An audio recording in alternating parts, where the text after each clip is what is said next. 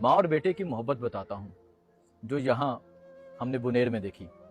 ये 1122 के एहलकार हैं, ये हीरोज़ हैं जो लोगों की डेड बॉडीज़ निकाल रहे हैं, लोगों को रेस्क्यू कर रहे हैं।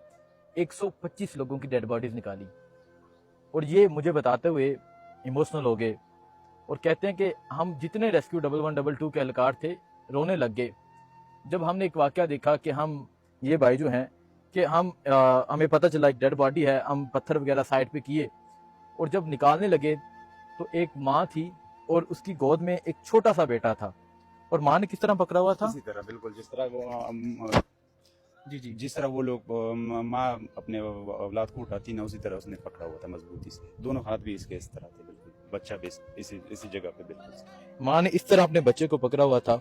सैलाब आया, माँ भी बह गई, बच्चा भी बह गया, लेकिन माँ ने अपने बच्चे को नहीं छोड़ा और दोनों की इकट्ठी डेड बॉडीज रिकवर की। और आज ये मुझे बता रहे थे कि हमने 125 डेड बॉडीज निकाली, लेकिन जब ये माँ और बेटे को हमने देखा तो आंखों में आंसू आ गए और कहते हैं कि हम तमाम रेस्क्यू वाले रोने लग गए। सर क्या था वो नहीं बयान कर सकता हसनैन भाई, वो इस तरह का था कि वो कोई भी जो भी लोग उधर खड़े थे ना, उन्होंने मंजर देखा, वो सारे रोने लग गए थे।